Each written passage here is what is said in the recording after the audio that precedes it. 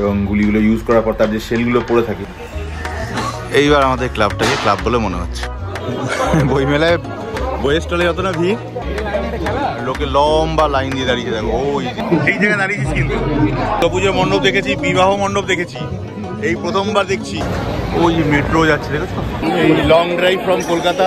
ওখানে নাম আছে তো বাবা, সবাই বলে যে দিয়াতে যা, কিভাবে যে আলাপ হবে বুঝতে পারছি। উনি নিজের হাতে, দাদা কি বাবা কত বড় ফর্দ। কটা বই কিনেছিস? 40 টাকা, মাত্র 40 টাকা খরচ হয়েছে। কিসে?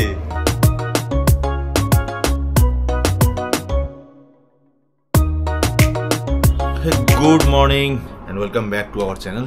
আজ সানডে, সকাল থেকে শিডিউল অনেকগুলো মাথায় প্ল্যান করা তো আছে, বাট কোনটা কখন কি করে উঠতে পারবো জানি না। গত সপ্তাহে আমার আর মেয়ের শরীর খারাপ লাগছিল, যে কারণে বইমেলা যাওয়া হয়নি। এ সপ্তাহে রিমার পেটটা বলছে ভালো লাগছে না, কাল থেকেই সন্ধ্যাবেলা থেকেই কালকে। এখন না চাইলেও উপায় নেই, আজকে যদি না যাই এর মধ্যে আর যাওয়া হবে না, এই বছরের মতো বইমেলা শেষ। কাজেই আজকে প্রথম প্ল্যানিং, আমি এখন চট করে ব্রেকফাস্টটা একটু করে নেবো। পেটটা খুব একটা আমারও ভালো নেই, কালকে রাতে এত মাথা যন্ত্রণা করছিল, রাতেবেলা গ্যাসের ওষুধ খেতে হয়েছে, খেয়ে তারপর আমি ঘুমিয়েছি। টিল নাও আমার মাথা যন্ত্রণা এখনো রয়েছে। এখন ব্রেকফাস্টে চিড়া আর দই একটুখানি খেয়ে নেবো, কিন্তু সত্যি কথা বলতে খেতে ইচ্ছা করছে না পেট। চলো দেখা যাবে। ব্রেকফাস্টটা করে এখন যাবো আগে ঢিসুম ক্লাবে। ওখান থেকে ফিরে মেয়েকে রেডি হতে বলে রাখি। মেয়ে আর আমি যাই একটুখানি কিছুক্ষণের জন্য, আর কি করবো, এবছর আর সময়ও নেই, মাঝখানে উইকডেজের মাঝখানে যাওয়া হয় না, ওর স্কুল থাকে। কাজেই এখন আগে যাই শুধু ক্লাবে। চলো, তাই 11:40 হয়ে গেল, বেরোচ্ছি, সিধে যাব শুটিং ক্লাসে। আচ্ছা, বাই দ্য ওয়ে কয়েকটা জিনিস বলতে বলতে ভুলে যাই।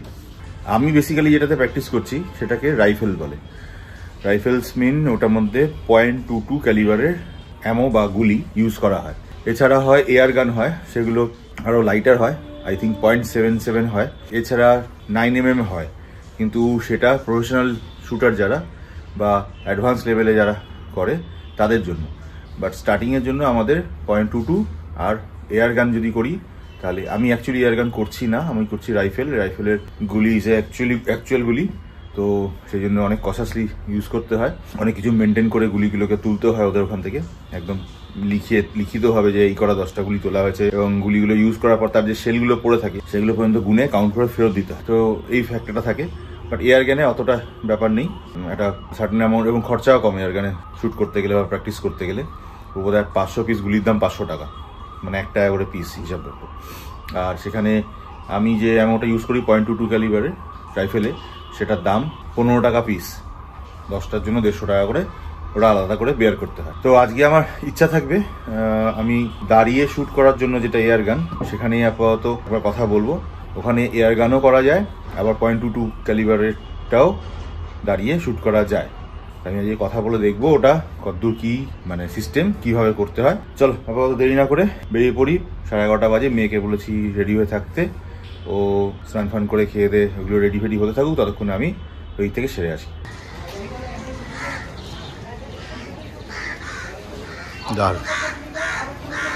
দারুণ লাগছে না?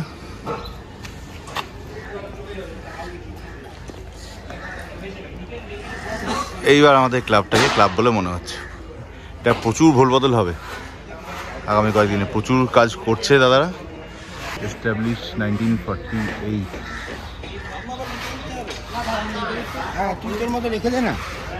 এবার ফিল হচ্ছে যে হ্যাঁ, এটা একটা ক্লাব, রাইফেল ক্লাব বলে। দারুণ। অভিনব বিন্দা, রাইট।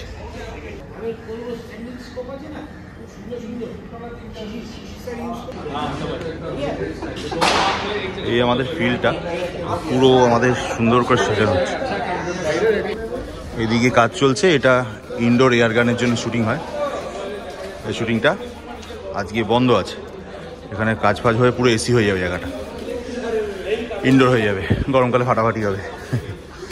চলো, আর আমার ওদিকে শুটিং হয়ে গেছে কমপ্লিট, ওই সব বন্দুকগুলো আছে, আসছে রেজাল্ট দেখছি। চলো, আজকে রিপোর্ট এটা নিয়ে নিয়েছি। আমাদের রাইফেল ক্লাবের সামনেই এখানে একটা বড় কুঠি রাজবাড়ি বলে একটা জায়গা হয়েছে, বেশ দারুণ সাজানো। এটা বোধহয় কমিউনিটি হল, ব্যাঙ্কোয়েট হল টাইপের। চলো দেখাই। পুরো রাজবাড়ি।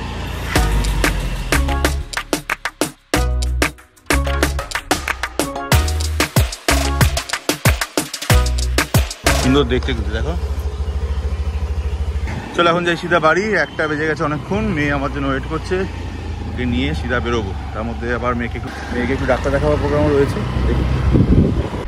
ওরে ভাই 1:35 বেজে গেছে, বুঝতেই পারিনি। তাড়াতাড়ি যাই, তাড়াতাড়ি রেডি ফেডি হয়ে স্নান ফান করে বইমেলার জন্য বেরোতে হবে। মেয়েকে নিয়ে দেখি আবার ডাক্তার দেখিয়েছে কিনা। ডাক্তার দেখিয়ে দিয়েছে তো? সর্দি বসে আছে বলছে? কভারের ছিল তো দেখতেই পাই না। হ্যাঁ এই দেখেই তো কিনেছিলাম। কি খাচ্ছি এটা? কাপ সিরাপটা? কাপ সিরাপ দিয়েছে, অ্যান্টিবায়োটিক দিয়েছে, গ্যাসের ওষুধ দিয়েছে। বুকের মধ্যে এক গাদা সর্দি বসে আছে বলে দিয়ে ঠান্ডাটা লাগাচ্ছে, বললে তো শুনবে না। স্নান করে চুলটায় কিছুতেই ভালো করে মোছে না, যত কষ্ট চুল মুছতে। দেখ মুখটা করছে, দেখ মোচার টাইম কোথায়? বাবা মোছারও নাকি টাইম নিও না। তা যাবি কি? বেলা হয়ে গেছে, ওখানে ভিড়, এমনি ভিড় ভর্তি শনিবার রোববারে। ওই দেখো তাই 3টে বেজে গেল। লাঞ্চে ডাল আর মাছ। মাছ তো চিনিস না? হ্যাঁ তো বলে দিলি। চিনিস? চলো, অন্ধকার গেলে কোনো লাভ নেই, প্রচুর ভিড় হচ্ছে, গাড়ি রাখারও জায়গা পাবো না। ফাইনালি 3:30 বাজে বেরোচ্ছি, তাই তো? কোথায় যাচ্ছি? বইমেলা। কোথায়? বইমেলা, কলকাতা ইন্টারন্যাশনাল বুক ফেয়ার। চলো বেরোলাম 3:45, কতক্ষণ লাগে দেখি। তো আজকে আমাদের গন্তব্য Kolkata international book fair ground, যেটা করুণাময়ীতে সেন্ট্রাল পার্কে হয়। আমরা বাপ আর মেয়ে হলো দুজন মিলে চললাম করুণাময়ী।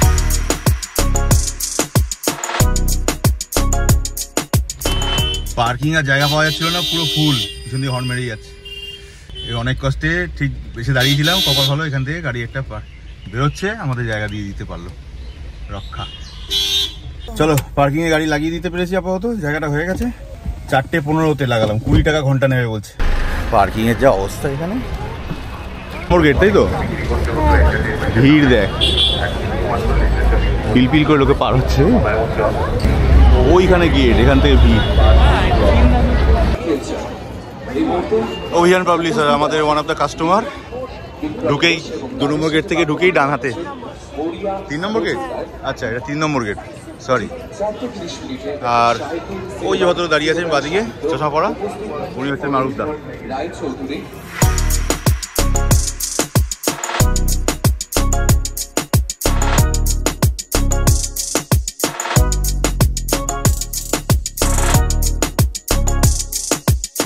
এবারে থিম আমাদের বাংলাদেশ, তাই বাংলাদেশের স্টল।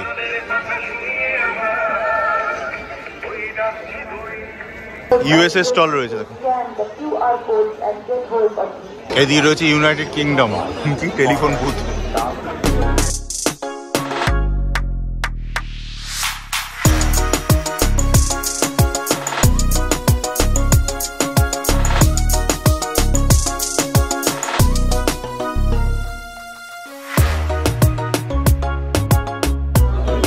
বইমেলায় বইয়ের স্টলে যত না ভিড়, তার ডবল চতুর্গুণ ভিড় খাওয়ার স্টলে। প্রতিটা খাওয়ার স্টলে উপচে পড়া ভিড়। নীরেন্দ্রনাথ মুক্ত মঞ্চ আমাদের ছোটবেলার অন্যতম পছন্দের একটা পাবলিশিং হাউস ছিল, হচ্ছে এটা অমর চিত্রকথা। কি সুন্দর করতো কে জানে, এখনো তাই, অমর চিত্রকথাই। ওই এদিকে আনন্দ সিএসসির বিল্ডিং, এদিকে আজকালের, আর এইদিকে পত্রভারতী। লম্বা লম্বা লাইন, সব লম্বা লম্বা লাইন। আর আনন্দের সামনে ভিড়, বাপ রে বাপ। কলকাতা বিশ্ববিদ্যালয়ের স্টল, তার ঠিক সামনেই সেবি একটা স্টল আছে, আর ও ঠিক সামনে প্লে অ্যান্ড উইনের একটা কম্পিটিশন মতো রেখেছে। লোকে লম্বা লাইন দিয়ে দাঁড়িয়ে দেখো, ওই যে লাইন। লোকে সত্যিই পাগল, যত ভিড়। ওই দুটো আনন্দ আর পত্রভারতী, ওর সামনে যা ভিড় ছিল, বাকি সব সময় খাওয়ার জায়গায় ব্যাগ, যেটা ব্যাগ বিক্রি হচ্ছে, কসমেটিক্স বিক্রি হচ্ছে, খাওয়ার দাওয়ার ড্রাই খাওয়ার বিক্রি হচ্ছে, সেখানে ভিড়। আর এরকম জায়গায় ভিড়, পাবলিক।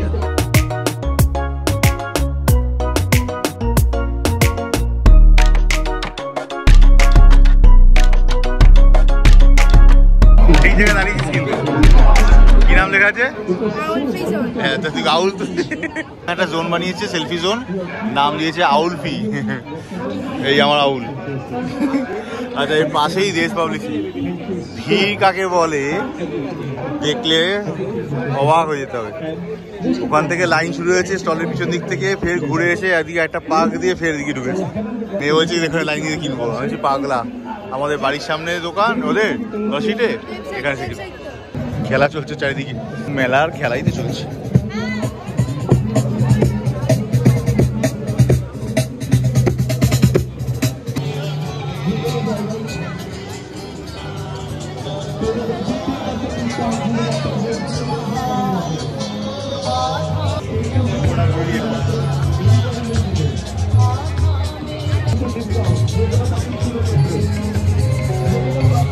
পুজোর মণ্ডপ দেখেছি, বিবাহ মণ্ডপ দেখেছি, এই প্রথমবার দেখছি।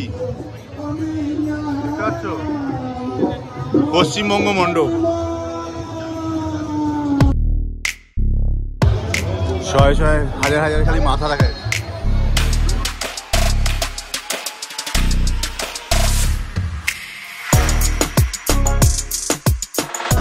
ওই মেট্রো যাচ্ছে দেখো, একদম ময়দানের পাশ দিয়ে, মানে পার্কের পাশ দিয়ে, তাই তো? বাপরে বাপ, যত সময় যাচ্ছে ভিড় বাড়ছেই বাড়ছে। অবশেষে খুঁজে পাওয়া গেছে 135 নম্বর স্টল।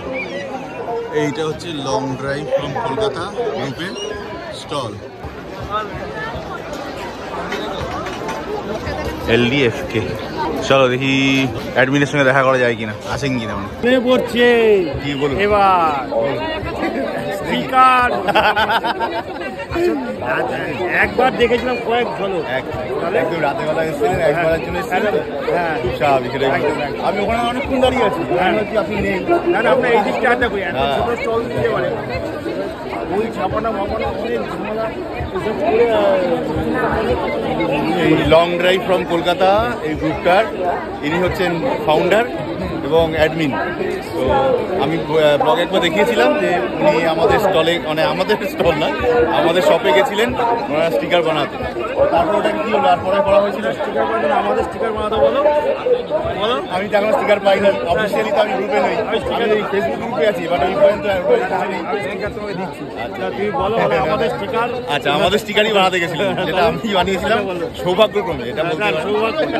আর এই মেয়ে যার নামে দিয়া, ওর নামেই শপটা আমাদের দিয়া ডিজিটাল। ওখানে নাম আছে তো বাবা, সবাই বলে যে দিয়াতে যাও, একদিন বলে দিয়াতে যাও, ওদের প্রিন্ট ভালো।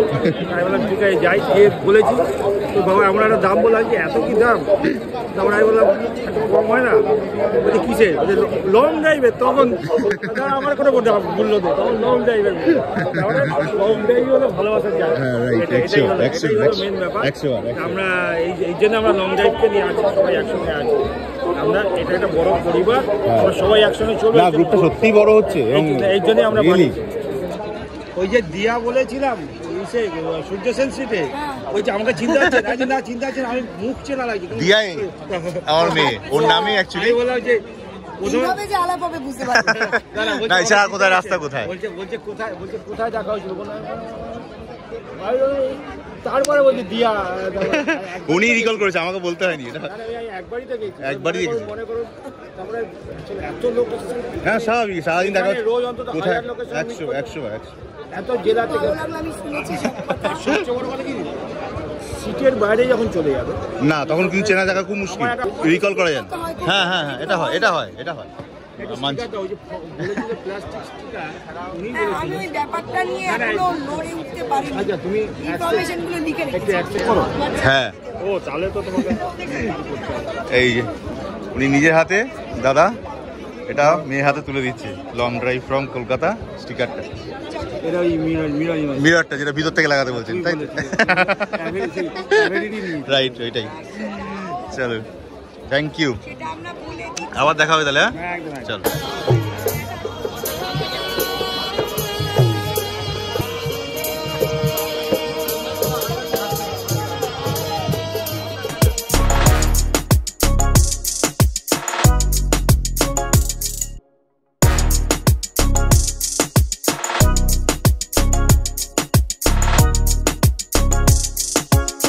হয়ে গেল বিমলা, কটা বই কিনেছো? একটাও কিনে নি। কিনতে দেয়নি। কিনতে দেয়নি? না।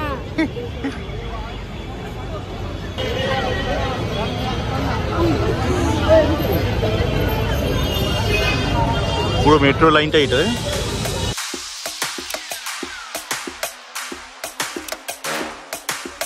চলো এবছরের মতো বইমেলাকে টাটা, তাই তো? 6:05 বইমেলা থেকে বেরিয়ে গেলাম সিধা। বাড়িতে গিয়েও শান্তি নেই, ওখানে মিটিং আছে, মিটিং অ্যাটেন্ড করতে হবে আবার। 2 ঘন্টার জন্যই লাগলো 40 টাকা পার্কিং। খুব খারাপ না, ঠিকঠাকই আছে। আপাতত এখান থেকে আমরা বেরোচ্ছি সিধা বাড়ি। খিদে পেয়েছে?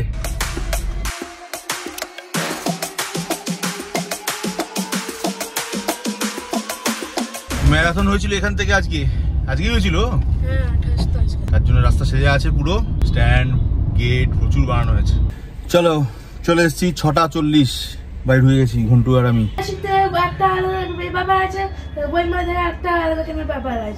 কিছু আলাদা ব্যাপার নেই, পয়সার ব্যাপার আছে। পয়সা যেখানে কম হবে। কটা বই কিনেছিস বল? কটা বই লিস্টে কই? কত বড় লিস্ট? ই বাবা কত বড় ফর্দ! কটা বই কিনেছিস? হ্যাঁ ঢুকতে তো আমি অর্ধেক স্টলে হ্যাটাট করে দাঁড়ি তুই কোথায় ঢুকেছি সে কোথায় হান্ট করে বাকি চলে এসেছে। হিসাব তো ঠিক আছে, তুই যে 25 টাকা দিয়ে 50 টাকা দিবি, সে তো অত অত আমি কি করবো? ঠিক আছে কেনা তো হয়ে গেছে। হ্যাঁ তো টাকা হবে বা দিক থেকে গেল রে, আর কি মেকআপ হয়ে গেল। ছোট ছোট তা কি খেয়েছিস আর কি খাওয়া দাওয়া কি করেছিস ওখানে গেছিস? কিছু খাওয়া দাওয়া করিসনি? তোর কত টাকা খরচা হয়েছে ওখানে? 40 টাকা, মাত্র 40 টাকা খরচা হয়েছে। কিসে?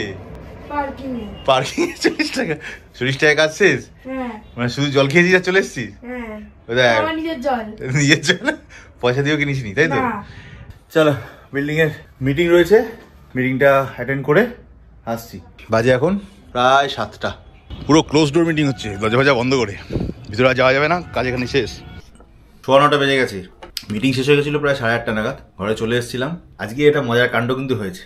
প্রথম কথা বলে রাখি, ওই LDF কে যে ফেসবুক চ্যানেলটা যেখানে সুখেন্দা সঙ্গে কথা হলো, দেখা হচ্ছিল, দেখালাম, উনি কিন্তু ওটা রীতিমতো পয়সা দিয়ে প্রিন্ট করান। আমি অনেকবার অনুরোধ করলাম, তা সত্ত্বেও আমার কাছ থেকে 1 পয়সা তো নিলেনই না, উল্টে ওটা as a token, as a jester 2খানা স্টিকার আমাদেরকে জোর করে ধরালেন। আমি ওটা নিতে চেয়েছিলাম, বাট ফ্রি অফ কস্ট তো নয়। বাট এখন ওনার সম্মানার্থে ওটাকে বাধ্য হয়ে নিলাম। এবার কেন দিয়েছে সেটা ব্যাকগ্রাউন্ডে কিছু তো কারণ আছে নিশ্চয়ই, যে সেটা নিয়ে আর কথা নাই বা বললাম, কেন ভবিষ্যতে আবার কাজ হবে ওনার সঙ্গে।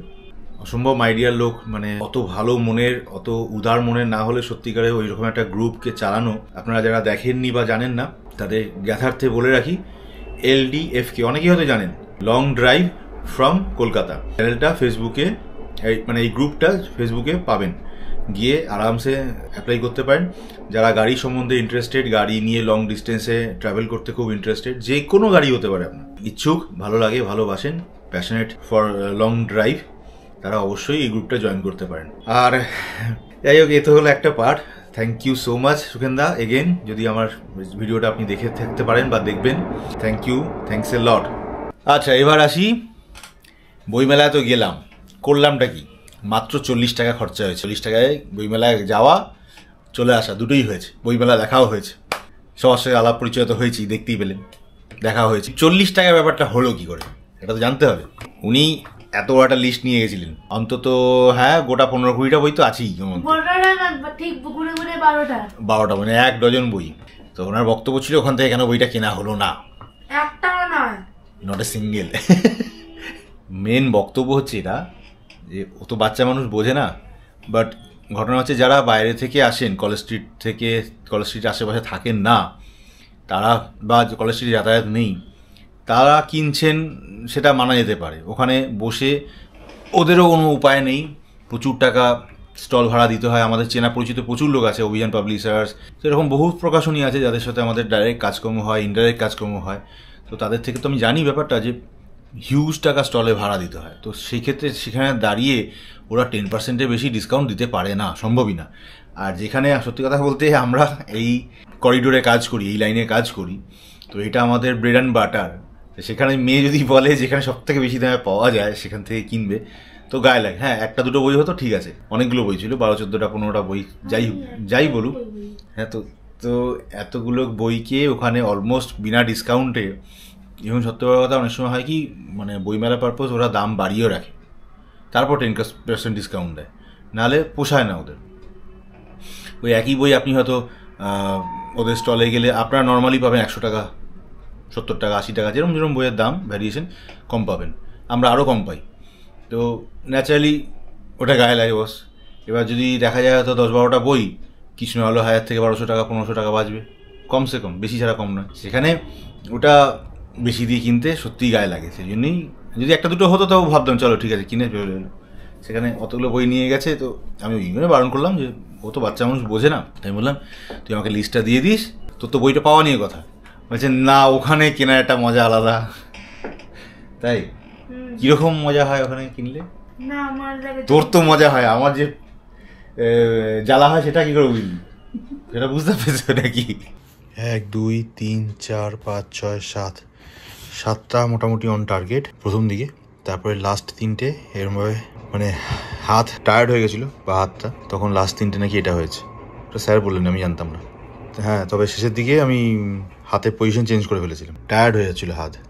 বাকি এটা ছাড়াও এই যে পারফরমেন্সটা এটা খুব ভালো। তাই এই যে বুলেটগুলো রাখার জন্য ডাব্বাটা থাকে, এটা .22 15 রাউন্ড, মানে 50 রাউন্ড 50টা রাউন্ডের একটা বক্স এরকমভাবে ভর্তি করা থাকে। তাই ইচ্ছা করে একটা খালি বক্স আমি নিয়ে চলে এসেছি। 11টা বেজে গেছে, রাতে ডিনার একটুখানি খেয়ে নিচ্ছে হালকা করে ভাত ঘন্টু আর ঘন্টুর মা। নেই তো, খাবে কি দিয়ে? পেরোদা কমেছে না, পেরোদা কমেনি, ওই জন্য এইটুকু খাচ্ছে সামান্য। এটা খাবো না আমি, এর থেকেও কম খাবে। ঘন্টুও তাই একটুখানি ভাত নিয়েছে। আমার অবস্থা তো আরও খারাপ। এসেই মোটামুটি 12-10 শ্রীঘরে যাওয়া হয়ে গেছে, না 10 বার হবে না, 5-6 বার হয়েছে। আমি খাবো চিয়া, কিচ্ছু সাধন করবো পেটের। চলো এনিওয়ে আজকের ব্লগটা এখানে শেষ করব। যদি ব্লগ দেখে ভালো লেগে থাকে তো প্লিজ একটা লাইক করে দিও।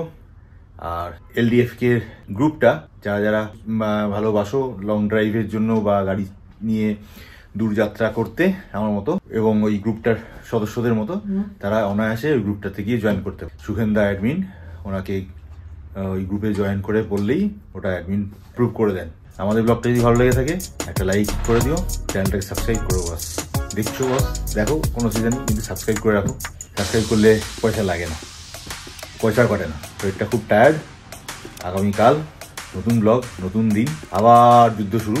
কালকে স্কুল আছে, ওনারও যুদ্ধ শুরু, আমাদের যুদ্ধে আবার সামিল হওয়ার জন্য এনার্জি নিয়ে লেগে পড়ি। Tata, bye bye, see you in the next blog, keep watching.